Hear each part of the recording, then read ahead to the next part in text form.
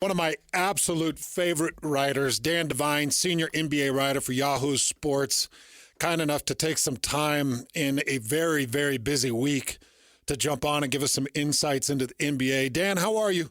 Oh, it's my pleasure. You brought me in with Depeche Mode. Who could ask for anything more? That's what I'm saying. Lloyd knows what to do. He knows. Against my co-host odds, my co-host does not like Depeche Mode, but Lloyd knows that I love Depeche Mode. But Dan, let's start with this because I know you've seen the news, probably reported quite a bit on it.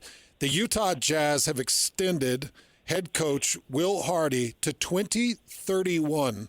A big announcement here in the state of Utah. He's 37 years old, 85 and 161 record, a 17-win season that he just put together. I want to get your thoughts on the Will Hardy extension. My first thought is 2031 feels like science fiction still. Like, I know we're getting closer to that sort of year number, but it sounds like a mind-bogglingly far distance away. But in terms of Will Hardy, it makes me I'm heartened that he's getting the runway here. Like, through what I perceive from the outside, and I think a lot of people that are not necessarily dug in on the team, what we see is this is a coach who has maybe not necessarily had a full complement of a full deck to play with every year, let's say, or when he has gotten out to a hot start with his team, gotten the team playing in a fashion that was, efficient offensively, that was exciting to watch, that was surprisingly effective. There were some trades and some roster shuffling moves that were aimed at far future, asset management and near-term losing that would kind of cut him out at the knees or seem to undercut what he was putting on the floor night to night. And so that's a situation where sometimes a guy can, be put in a position where he's going to be the sacrificial lamb. He's going to take the lumps, and the bigger picture in mind might not necessarily get to reap the rewards of some of those down seasons. And this gives Will Hardy the opportunity to do that. It's an investment in what he has, what they see in the building, what they've seen in terms of the organizational structure, the development of the young players, the way that he's game planned, the way that he's put things together. Confidence in him that you are not just being put out here to be led to slaughter. You are put out here because we believe that you're going to be capable of coaching the best version of the team. When this team is going to be competitive again, you're the guy who's going to be able to steer us. Hey, Dan, we're going to reestablish our connection because we're just getting a little bit too much interference here. So we'll reestablish the connection. Dan Devine, NBA senior writer for Yahoo Sports, hanging on the line with us, and we'll see if we can get a better connection because I want to get his finer details on this Will Hardy extension. It's a big announcement. It's a big extension, 2031. And as Dan was kind of talking about, it does show the level of investment from this Utah Jazz organization into the future and what they think Will Hardy will be able to do with a certain roster. And as Dan mentioned right there, putting together a roster, giving him that roster that he can run with is going to be a really big thing. It's one of the first things that I tweeted. I said, this is the right move. We need to see him with a full roster and a green light. This is a league that's won with talent and assisted by good coaching. And he's done everything that the Jazz have asked him to do. And, Dan, one of the points that I'm trying to really drive home is until you've got the talent, how much can you even know about Will Hardy as a head coach? It's a great point. And the structure that it reminds me of, there's two guys that sort of remind me of the way that things have unfolded here. One was Kenny Atkinson when he took over the Brooklyn Nets. It was, after the Kevin Garnett, Paul Pierce trade, after things went haywire in Brooklyn, and they didn't have draft picks to speak of. They didn't have a ton of talent. And the idea was establish a style of play. We want you to basically institute a culture, to create a structure that can produce winning, can make the most out of, underutilized talent or, reclamation projects, guys who are not highly billed. Figure out a way to kind of squeeze the most blood out of this stone that you can, with the understanding that when we get more talent in the door, we're going to be able to be competitive. And he was able to do that and turn that situation around in a couple of years into a playoff caliber team. And then the other one that's maybe more relevant to a team that's being led by Danny Ainge is Brad Stevens in Boston, where the understanding after the end of that the Celtics sort of championship run and after the end of the Doc Rivers era was this is going to take some time.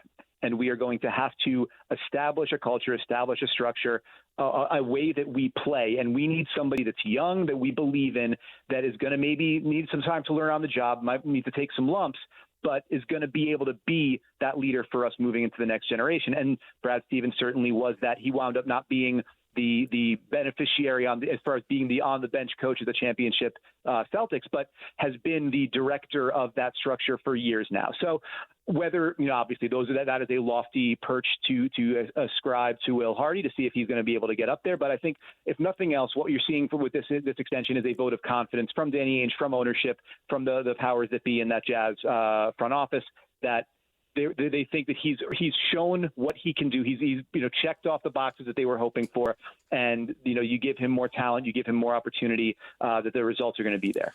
How rare is it to be extended 6 years out? I believe it's fairly rare. I mean, the first one in my memory that I can think of is just like the initial.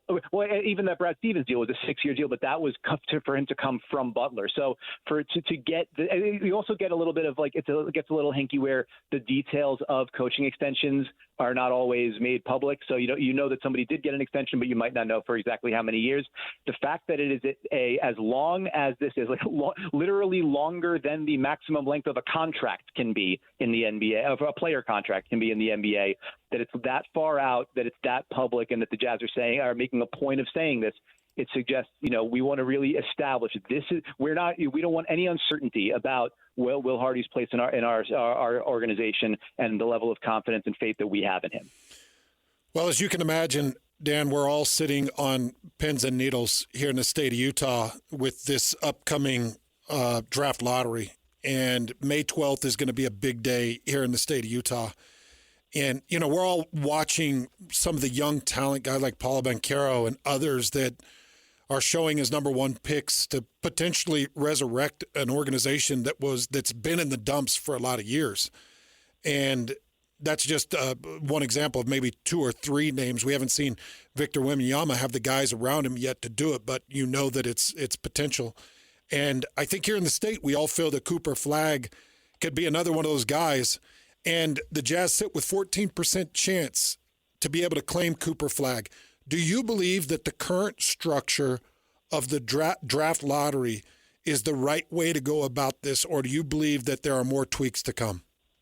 Oh, man. I mean, I would never bet against further tweaks because Adam Silver's reign as the commissioner of the NBA has been nothing if not full of tweaks, whether it's to in-season tournaments or play-in tournaments or all-star or the lottery structure. There's been no shortage of ongoing adjustments, the schedule and how many back-to-backs there are and the length of it and all those sorts of things. Like the league has been aggressive in trying to find the optimal way for things to work. So I wouldn't bet against that. But I think the general idea of the flattened lottery odds to go from 25% odds for the team with the worst record down to that top tranche of teams where it's the 3 worst records get the flattened 14% chance at number 1, and I think it's like 52% at top 4.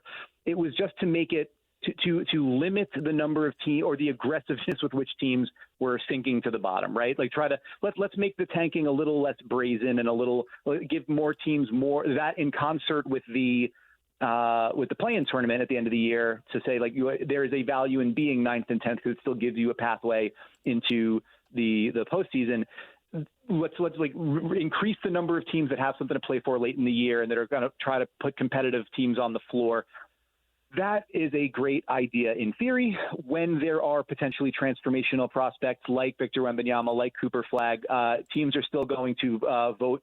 They're going to make decisions based on their best interest, what they perceive to be their best interests down the line. If Cooper Flagg turns out to be that sort of generational or transformational prospect, teams they're worth their weight in gold, and there's no substitute for it. You in order to win like that. And, teams are going to do whatever's in their power to try to find them. And I think, at a certain point I think you might get to some diminishing returns of like, we've made all these tweaks, we make all these adjustments, we try to change the structure. You're just not going to be able to legislate out, we will do everything we can to get the best guy. But I think there's been a move in the right direction in terms of there's four more franchises, 4 more fan bases. There have been competitive late season games. But if you are in a situation like the Jazz are, there's no reason to over-index on is you land 6th or 7th and you don't get that opportunity. It's just the way of the world. The talent is scarce. There are so few difference makers. When you got the opportunity to go get one of them, you do everything in your power to go get them. No kidding. That is no doubt about that. And as you know, man, we are going to be sitting on pins and needles. This is going to be a big day on May 12th. We'll see if the cards can fall the Utah Jazz way. A couple of things in postseason action. Watching Golden State last night in Game 7 against Houston, you come to realize just how big the moves for Jimmy Butler and Buddy Hield were. I don't know which one you see as a bigger move, obviously in different times and in different situations, but Jimmy Butler, it feels like his energy has somewhat resurrected this team, and Buddy Hield last night was about the only thing that could buoy him up through a Game 7. Just talk about this new restructured Golden State Warriors roster. Is it a roster that can truly compete and potentially come out of the West? I mean, they certainly believe it. Like that, they're going to walk into a series. They're going to be the underdogs against the Minnesota Timberwolves in the next round, just simply by virtue of Minnesota has home court advantage. They've been home with their feet up because after taking care of business in 5 against the Lakers, whereas there's just one off day between Game 7 and Game 1 for the Warriors, and their main guys, Steph Curry's 37 years old, Jimmy Butler's 35 years old, Draymond Green's 35 years old, all went 40-plus minutes in Game 7 on late Sunday night, and they got to turn around and be ready for tip-off Tuesday night. So it's a tough road to hoe, but this is what I mean. Buddy Hield was sensational, and Buddy Hield is kind of hilarious in that he could, if in Game 6 he had gone 0 for 10, and in Game 1 he goes 0 for 10, those would not be out of character. But then also 9 3-pointers into Game 7, also not out of character. Mm-hmm. He is a chaos agent with that shooting, and the quickness and the level of confidence and the unshakable belief that he's going to be able to get those shots to go down, which is absolutely vital. He's certainly not Klay Thompson, what Klay Thompson was for that team, but it is a vital component. Another shooter, another plus level all-time shooter that can maybe, if not take some of the pressure off of Stephen Curry, can make opponents pay for the attention that they pay to him. But it's Jimmy. I mean, I understood the skepticism that some people had around the trade deadline and the run up to the trade deadline, that all of the chaos that had happened in Miami and all the stress and the storm about his relationship to the organization. And if he doesn't get paid, is he going to be a malcontent? And, is he really even all that good as he gets up there? Are you going to want to pay him into his 36, 37 seasons and all that? And it feels a little bit like people forgot just how good this dude is and the transformational figure he can be on both ends of the court. He gives them another way to score, which, frankly, for half the season, the Warriors just didn't have. If it wasn't Steph or the rare Buddy Hield game, there just wasn't another consistent pathway to points. Jimmy Butler, as a creator, as a scorer for himself in isolation, or somebody else that can get someone else easy looks, has been tremendous for them.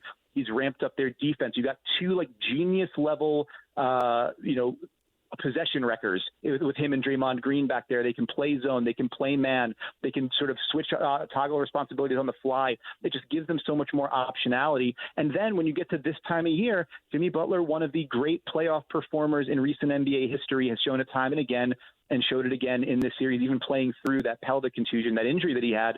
Not always, outsized point totals, but makes the huge plays when you need them. Had that big ISO step back jumper in the fourth quarter last night before Steph's and Buddy Hield's threes.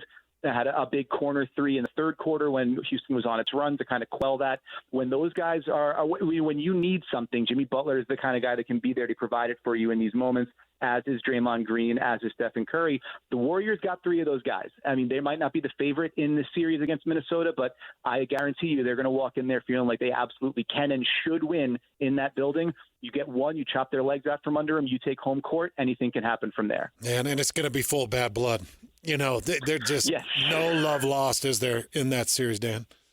Yeah, I mean, with Draymond and Rudy Gobert, certainly between Jimmy Butler and the entire city of Minneapolis, it feels like a long time ago, all the Jimmy Butler stuff, but I'm guessing the memories in the Twin Cities are pretty long.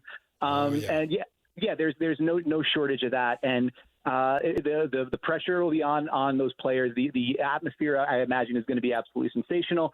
But those, when you've got veterans who have been through it all and seen it all, that's what those guys sort of suit up for. So I think the pressure is on Golden State, given just how much they had to exert to get out of round one. But if the Wolves stumble at all, that I think that calculus shifts dramatically. Man, we've got a great series that's starting tonight. The Denver Nuggets and going against an Oklahoma City Thunder team that has been off the court since April 26th. You've got a Denver Nuggets series that finishes in a Game 7 and a very difficult fought series, and then you've got OKC that dispatched to Memphis in 4, and they've been off the court since April 26th. A lot of time to rest, a very rested Shai Gilgeous-Alexander that went for 38-6 in his final game. Like, that guy is an absolute menace. Help me understand, does Denver even have a shot? Do they have a prayer in this thing against OKC? Well, listen, when you got Nikola Jokic, you always got a shot, right? Like, that guy is when you talk about puncher's chances, that's like, Tyson in 88 or something like that, right? Like, that's about as good as it's going to get with the way that he can manipulate opposing defenses and just a good shot, a quality possession machine in terms of what he can generate there. But that said, I think I've been on, I was on Oklahoma City before the start of the season. My pick for the finals before the start of the season was Oklahoma City versus Boston. I think I see no reason to change that here. Like, there's no great perfect answer for how to guard Nikola Jokic or how to minimize him. The most success we've seen teams have was what Minnesota did last year, where you had Karl Anthony Towns at the point of attack on him and then Rudy Gobert lurking behind, right? You put size on the ball and size lurking behind. This is it's not the reason they went out and got Isaiah Hartenstein, but it's certainly a nice one to be able to say we're going to have, whether it's Hartenstein on him physically with Chet Holmgren lurking behind or vice versa. We've got two big 7-footers who can protect the rim, who are versatile, who have strength and length and can impede him, can make it tough for him.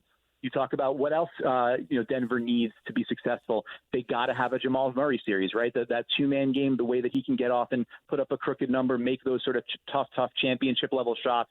We saw it at times. We saw time and again throughout their championship run a couple years ago. We saw it at times last round against the Clippers.